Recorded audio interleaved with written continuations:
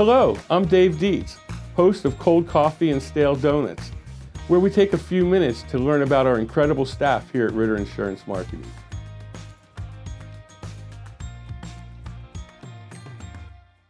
Welcome to our next episode of Cold Coffee and Stale Donuts. Today, I am excited and happy to introduce to you our Director of Marketing, Lisa Lynch, formerly Lisa Ritter. Lisa, welcome to our show. Thank you for having me. So I did introduce you as our Director of Marketing. How long have you worked for us? 14 and a half years, 15 in September. So that puts you in that first 10. You're with maybe first 5. You might be one of our first 5 employees that we've hired, or at least that are still here. So I know within sales and marketing, I think it's me, April, or April, me, and you. I think you're number 3 on our team. So a couple years ago, April made up those shirts for us all, and we had our numbers on there. So number 3, huh? Well, that's good. 3. So first thing I want to hit you with is a couple of your favorites. Okay. So, for example, favorite sports team? Anything Pittsburgh, anywhere. I prefer college sports. All right. But, University of Pitt? University of Pitt, Penguins, Pirates. I'm a big Flyers fan, but at least they're in the same state. But go Flyers. Favorite fast food restaurant? Burger King. Favorite food? Original chicken sandwich from Burger King. Favorite movie? Contact with Jodie Foster, oldie but goodie, and Avatar, the original one, not the water one. You haven't seen the second one? Okay. No, I've seen it. Oh. Well, I know a little bit about you, and I'm very surprised at that because I thought you were going to tell me that your favorite movie was Die Hard. That is true. It is what brought my husband and I together, but it's not necessarily my favorite movie. It would be his. I understand. I was a little embarrassed, so I did get to go to your wedding, and it was Die Hard themed. And at that point, I had never seen, this was how long? Almost a year ago, but we've been together for about a year ago. A while. And at that point, I had never seen any of the Die Hards. But I think that weekend after your wedding, my wife and I watched them all, and it's a Christmas movie. I was going to ask you, Christmas? Yeah. Definitely a Christmas movie. It is a tradition that we watch Die Hard every Christmas. So if you're driving down the road and you're listening to music, what kind of music are you listening to? Oh, I'm listening to all kinds of music. Country, I'm a little iffy on, but I've been actually getting into it recently. New country or old country? I prefer old country. I'm not into the twang, but I love me some old school punk rock, jam bands, a little Goose, a little Fish, some Grateful Dead, a little Led Zeppelin. Fun fact, they actually have a couple songs that reference Lords of the Ring, like Ramble On and Stairway to Heaven. Nice. They have some other songs too. I don't know. I like when artists do that, when they compare their incorporate their interest in with their music. Rob Zombie does that with horror movies. That's. I love music. All right. You're well-rounded. I like to be. Some say, yeah, we'll go with well-rounded. You can agree. Favorite board game? Trial by Trolley. You're going to have to give me a little insight to it. Never heard of it. Well, we tried to play it at April's one time. It's basically the philosophy question. If a train is going down a track and you go one way, you kill one person, you go another way, you run over 5 people. Well, it's a series of cards that you lay down, and one individual is the conductor, and then you have to say there's a team on both sides, and the teams have to argue about why the other team should be killed. But what you lay down is pretty interesting from the cards you draw. I think I remember us trying to play that, and it was a little confusing, and I wanted to save everybody. You can't. That's why it's a game. Now we're going to move into the very interesting this or that, okay? And it's going to be interesting because I do know a little bit about you, and I saw one of your answers, and it's pretty funny. So, spicy or sweet? Sweet, but my husband is probably not going to like that, considering he owns a hot sauce company. Right, and that's what I laughed at that. But hey, maybe he'll come out with a sweet sauce. Oh, he has some that are good on sweets. All right. Beach or lake? I'm a lake person, but ultimately there better be some mountains. Roller coaster or merry-go-round? Roller coaster. Cats or dogs? Ooh, dogs. Cats don't like me. You know that. Yeah, they put me in the hospital. We don't want you to get too puffy or go to the hospital. Mr. Tibbs. And book or movie? I'm kind of indifferent, like lately, but I do prefer a good movie. Documentaries sometimes.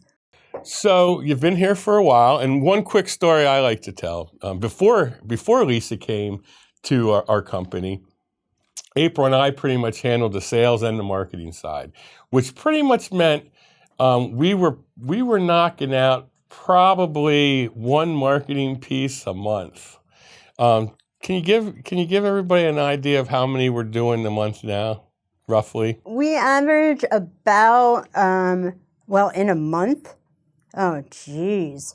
I'll go by campaigns. We average about 100 campaigns at one time, up to about 150. How many we deploy? That varies because what do we deploy? I mean, it could be your AdWords, it could be emails, We videos, are a little bit bigger now, events. So it kind of varies week to week. I remember our excitement when we hired you, knowing that, and I don't think we actually hired you. I think Scott hired you. Yep, I was hired. But we were excited to know that we had somebody that we could take our crazy ideas to and kind of have them turn them into gold. So we've done a lot of wonderful campaigns over the last 15 years for sure. The most emails by myself I ever got out was 17 in one day. So Lisa, over the years, I know when you've been interviewing some candidates for jobs, I was always impressed at some of the questions that you would ask. Some of them are a little bit off the wall. Two that I remember: one, if you were a crayon, what color would you be? And two, if I gave you a rock, what would you do with it? And my question to you is, probably give me an idea of what's the best answer you ever got from a candidate, and kind of what's the answer that when you get that answer, you're like, yeah, I don't know that this person's going to be a fit for the team. Okay. Well, I'll go with the brick because you get the most interesting responses with that. The best answer I ever got was actually from Nick Smith, who is with us still. And he said he would make a panini press. I was very impressed with that. If they ask a lot of questions back, how many crayons are in the box? I asked you to be one color. How many bricks do I get? What color is the brick? Well, depends what team you're trying to put them on. Are they in what level they're coming in at? Because you want somebody who's a self-starter and can find those answers on their own. So, and then other positions, you kind of want them to, ask those important, well, I don't think that's that important, but ask certain questions back so you know that they're trying to be thorough. Sure. So, it's not the exact answer. It's how they answer it, how they came to that answer.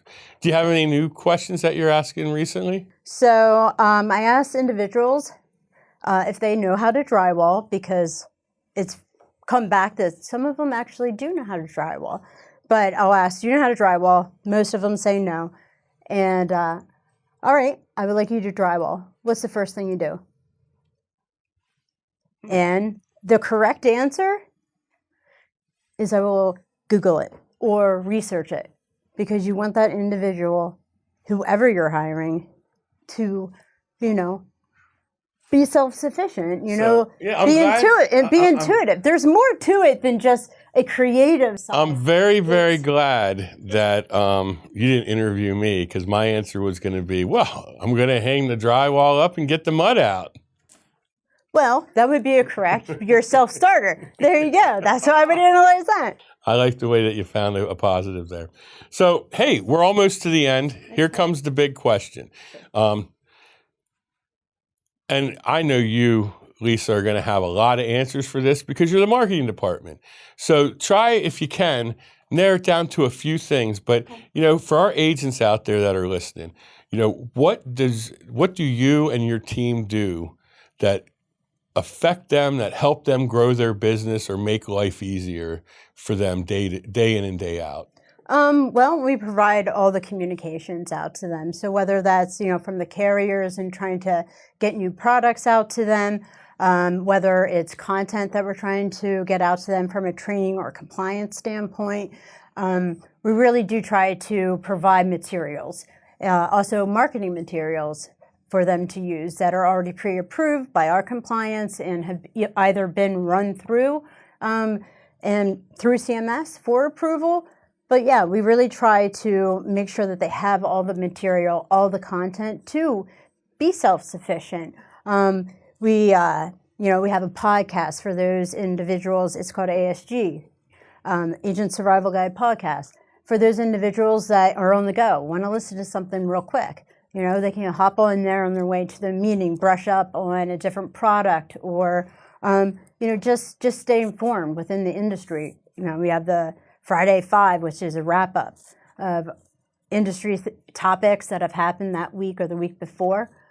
We have the, Night School. It's an educational site. It's directly off our website.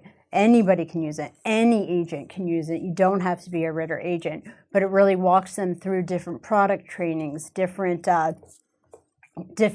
techniques that would benefit, the agent.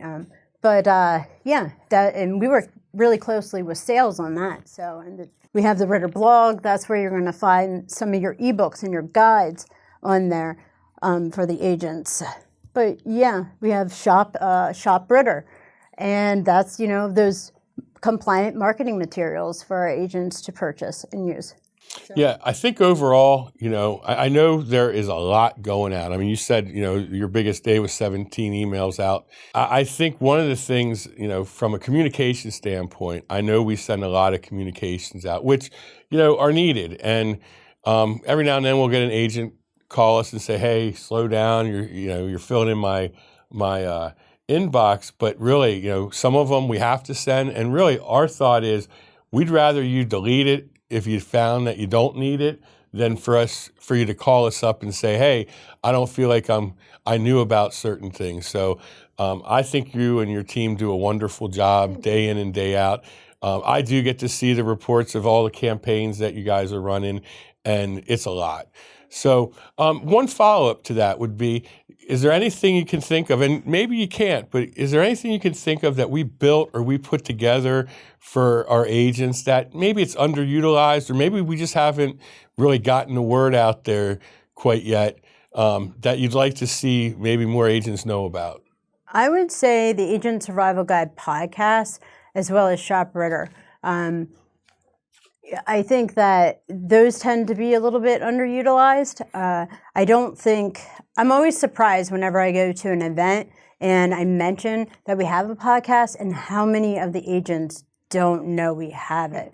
We get a lot of engagements from others, but I would really like to see our Ritter agents take advantage of those resources, even the resources I said prior. I really think that there's so much content that use the search, you're probably going to find the answer there. But, well, I know we have a lot of information out there. I know that from housing it all, I've been told that we have a lot. So that's good. And the more that we can provide to the agents, the better they are equipped to go out and take on the day. So, Lisa, that's it. I want to thank you for spending a little time answering some of my questions. And for everybody else out there, I want to thank you for joining us. And I look forward to seeing you next month for our next Cold Coffee Stale Donuts. Awesome.